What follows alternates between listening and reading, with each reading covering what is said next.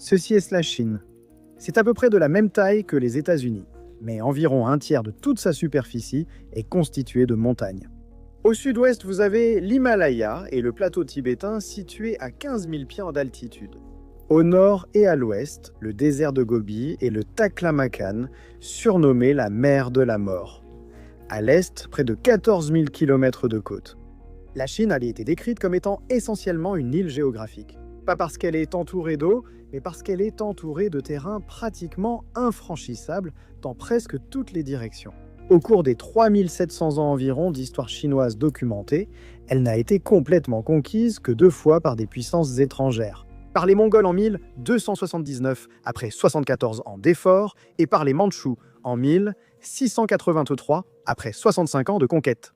Mais voilà le point important. Chaque invasion réussie a nécessité soit la machine militaire la plus puissante de l'histoire humaine, soit l'effondrement total de la dynastie au pouvoir, soit une véritable trahison de l'intérieur. Et maintenant, nous sommes à une époque complètement différente. La Chine d'aujourd'hui est d'une toute autre nature. C'est le deuxième pays le plus peuplé du monde avec plus d'1 milliard d'habitants, et le deuxième pays le plus puissant et le plus riche du monde, juste derrière l'Amérique. Alors, qu'est-ce qui fait qu'il est impossible d'envahir la Chine aujourd'hui ? Eh bien, pour comprendre cela, commençons par faire le tour du périmètre. Parce que la Chine a été décrite comme une île géographique, non pas parce qu'elle est entourée d'eau, mais parce qu'elle est entourée de terrains presque infranchissables dans pratiquement toutes les directions. Au sud-ouest, l'Himalaya est la plus haute chaîne de montagnes de la Terre. Le mont Everest est situé à la frontière Chine-Népal, à près de 29 000 pieds d'altitude. Derrière eux, le plateau tibétain, connu sous le nom de Toit du Monde, se trouve à une altitude moyenne de 16 500 pieds dans sa partie occidentale, ce qui en fait la région la plus élevée de la planète. Tant que le Tibet reste sous contrôle chinois, l'Inde se trouve pratiquement de l'autre côté de la Lune en cas de conflit militaire avec la Chine. Lors de la guerre frontalière sino-indienne de 1962, l'Armée populaire de libération, ou APL, a constaté que même leur propre logistique était presque impossible, car le terrain rendait les lignes d'approvisionnement conventionnelles impraticables. Si même l'armée chinoise a eu du mal à opérer là-bas, imaginez ce qu'une force d'invasion devrait affronter. Et aujourd'hui, la Chine a construit le chemin de fer Qinghai-Tibet à plus de 16 000 pieds au-dessus du niveau de la mer, le chemin de fer le plus haut du monde. La Chine déplace troupes et fournitures vers la frontière tibétaine plus vite que tout adversaire ne peut lancer une attaque depuis l'autre côté. Au nord et à l'ouest, vous avez le désert de Gobi et le désert du Taklamakan. Le Gobi, 5e plus grand désert mondial, est composé de roches nues et était quasi infranchissable pour les anciennes armées, tandis que le Taklamakan est le 2e plus grand désert de sable mouvant. Des serpents venimeux, des tempêtes de sable constantes, des journées brûlantes et des nuits glaciales règnent ici en maître. Au sud, là où la Chine rencontre le Vietnam, le Laos et le Myanmar, c'est une jungle dense et un terrain vallonné. La seule frontière facilement franchissable pour de grandes armées est celle avec le Vietnam. Pendant la Seconde Guerre mondiale, les États-Unis ont peiné à construire la route de l'Ido en Birmanie pour rétablir l'approvisionnement du Yunnan, un effort devenu légendaire par sa difficulté. Au nord-est, la Mandchourie fait exception, c'est le terrain le plus accessible de tout le périmètre chinois. Les montagnes d'Ahengang longent son bord ouest. Mais l'intérieur est assez plat, ce qui en fait la seule frontière où une grande approche terrestre conventionnelle est possible. Mais la Chine le sait, c'est pourquoi l'APL y stationne ses blindés les plus lourds et ses forces conventionnelles. Et enfin, à l'est, près de 9000 miles de littoral. Historiquement, cela a été le point le plus vulnérable. Mais même ici, la géographie joue contre un envahisseur. Le détroit de Taïwan à lui seul, large de seulement 100 miles, subit en moyenne 3 à 4 typhons par an et connaît des vents violents, de fortes houles et du brouillard pendant la moitié de l'année, si bien que les fenêtres d'invasion viables se réduisent à environ 2 mois, avril et octobre. Même alors, une telle attaque serait évidente à l'avance. Beaucoup ignorent que la Chine n'est pas entourée de ces barrières de par hasard. Elle s'est délibérément étendue jusqu'à ces barrières. Le Tibet, le Xinjiang, la Mongolie intérieure, ce ne sont pas seulement des provinces, ce sont le bouclier. Plus de 90% des 1,4 milliard de Chinois vivent sur 40% du territoire, principalement le long de la côte et dans les vallées fluviales de l'Est. Les 60% restants, les montagnes, les déserts et les plateaux servent de zone tampon. Chaque grande crise de l'histoire a révélé la même erreur, de la Grande Dépression au krach financier de 2008. Les gens n'ont pas perdu d'argent par manque, mais parce qu'ils ont tout investi au même endroit. Je vais vous parler de Mintos. Diversifiez vos investissements, bénéficiez d'un revenu passif quotidien prévisible et recevez jusqu'à 350 € de bonus. Avec Mintos, vous prêtez de l'argent à des entreprises ou particuliers et touchez des intérêts fixes. Sur la plateforme Mintos, tout est très simple et le rendement attendu pour chaque prêt est fixé à l'avance sur la plateforme. Vous pouvez filtrer les prêts selon le rendement que vous souhaitez, le niveau de risque que vous êtes prêt à prendre, l'horizon de temps pour récupérer votre argent, le pays dans lequel vous voulez investir et même la devise. Mintos offre aussi des portefeuilles automatisés, évitant la surveillance continue grâce au réinvestissement automatique de vos rendements. Avec Mintos, le rendement moyen des prêts est d'environ 11%.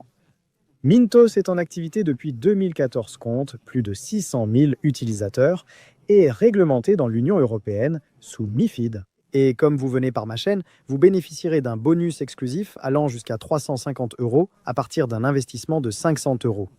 Cliquez sur le lien ou scannez le QR code pour l'obtenir maintenant. Des rendements stables, aucun risque pour vos investissements et en plus, un bonus. Ne ratez pas cette opportunité et bonne chance. L'invasion devrait parcourir des centaines, voire des milliers de kilomètres à travers certains des terrains les plus hostiles avant d'atteindre le cœur du pays. Mais supposons hypothétiquement qu'une armée ait réussi à passer, à percer la frontière, à débarquer sur la côte ou à trouver une faille quelque part. On pourrait croire que le plus dur est passé, mais en réalité ce n'est que le début. On pense souvent, à tort, que la géographie intérieure de la Chine serait uniforme, ce qui expliquerait son unification en une seule civilisation, contrairement à l'Europe restée fragmentée.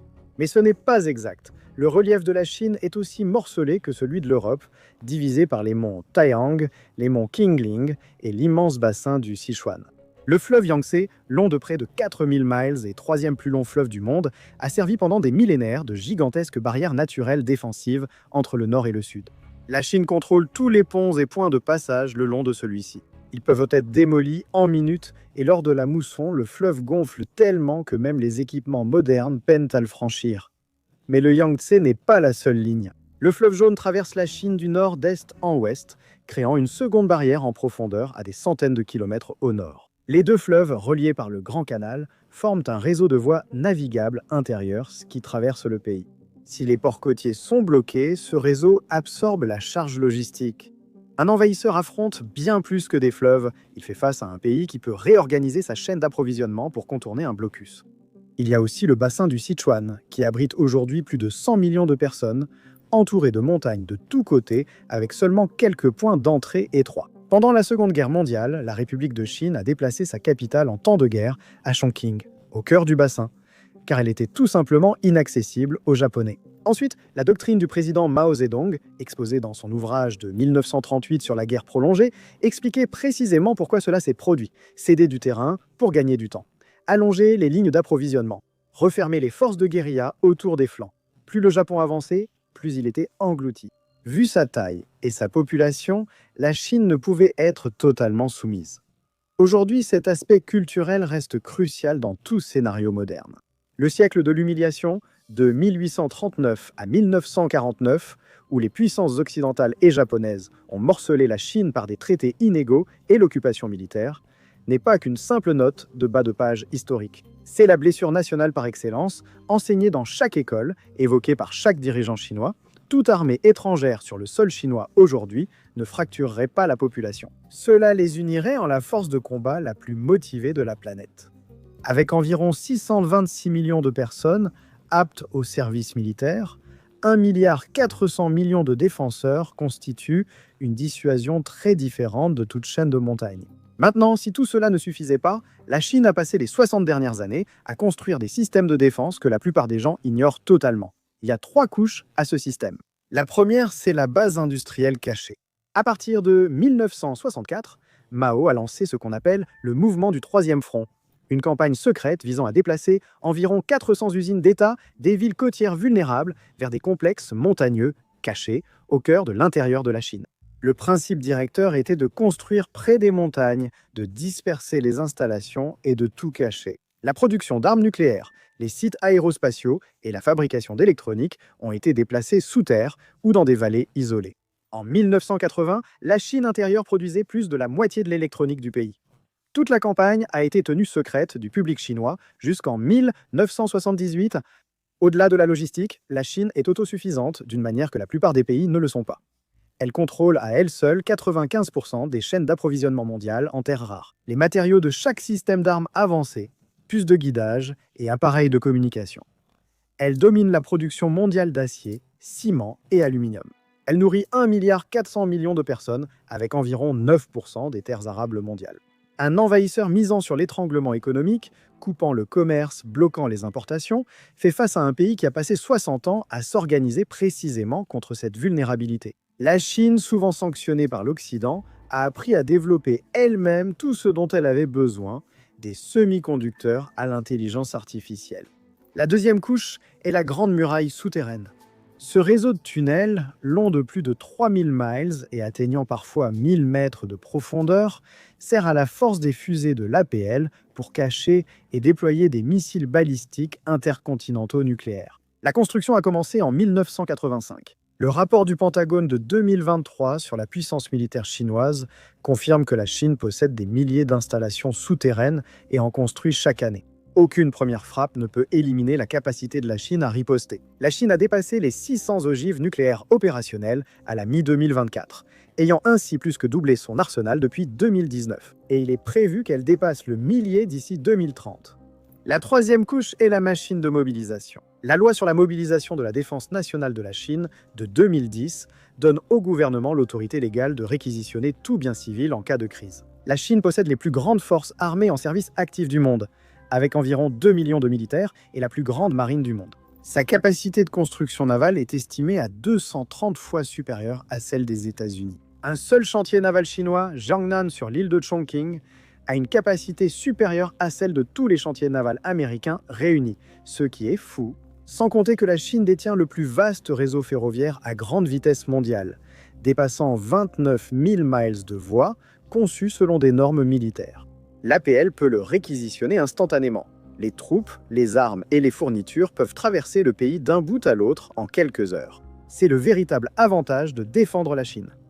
Les lignes intérieures. Le défenseur se déplace sur un réseau de transport. L'attaquant, en gros, avance lentement à travers tout un continent. Ensuite, l'aspect cybernétique.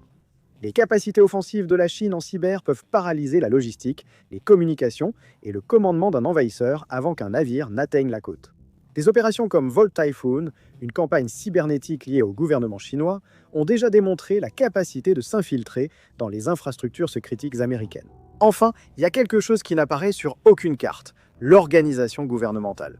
Le Parti communiste chinois a des comités politiques intégrés dans chaque usine, chaque université, chaque institution à travers le pays. L'infrastructure de surveillance offre à l'État une visibilité en temps réel sur les mouvements de population à une échelle inégalée. La Grande Muraille électronique empêche tout envahisseur de mener une guerre de l'information contre la population chinoise, contrairement aux États-Unis en Irak ou en Afghanistan, car aucun canal n'est accessible. Et contrairement à une démocratie, il n'y a pas de cycle électoral créant une pression politique pour négocier ou se retirer. Un gouvernement capable de gérer les ressources, de mobiliser la population et de soutenir une économie de guerre sans vote est un adversaire d'un autre genre. La capacité de l'État est un multiplicateur de force pour tout le reste.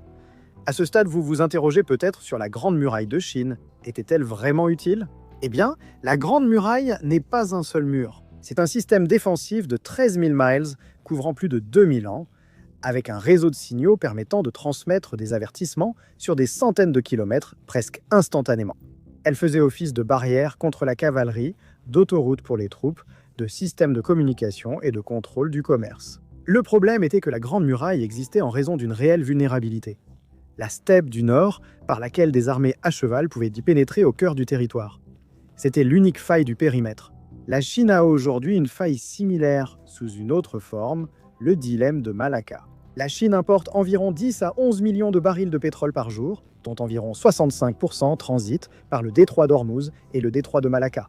Des points d'étranglement maritime contrôlés par d'autres marines. Un blocus pourrait étouffer l'économie chinoise sans qu'aucun soldat ne mette pied en Chine. Mais la Chine réduit cet écart comme elle l'a fait pour la steppe du Nord, en construisant pour s'en sortir. Des pipelines terrestres vers la Russie et l'Asie centrale contournent désormais complètement la mer. Les importations de brut russe par pipeline sont passées d'environ 300 000 barils par jour en 2010 à environ 1 500 000 en 2025. Et le déploiement massif des énergies renouvelables a porté la capacité installée en éolien et solaire à plus de 1400 gigawatts en 24, dépassant pour la première fois la capacité du charbon. Il existe une seconde vulnérabilité impossible à éliminer par l'ingénierie. Taïwan se trouve à 100 miles au large de la côte est de la Chine, juste en face de la partie la plus densément peuplée et économiquement concentrée du pays. Toute l'architecture défensive de la Chine est conçue pour repousser les adversaires s'il y a des centaines de miles de cette côte. Taïwan, servant volontairement de base de lancement à une puissance hostile, fait totalement disparaître cette zone tampon. C'est un enjeu de sécurité nationale pour eux, en plus des autres raisons qui poussent la Chine à vouloir Taïwan. Ce sont les deux principales faiblesses actuelles de la Chine. Qui tenterait vraiment d'envahir la Chine? En réalité, personne. Ce n'est pas par sympathie, mais parce que les chiffres rendent cette option impossible. La Russie et la Corée du Nord les soutiendraient aussi si, par exemple, les États-Unis agissaient. Mais il serait de toute façon impossible de conquérir la Chine. Merci d'avoir regardé et n'oubliez pas de vous abonner. On se retrouve dans la prochaine vidéo.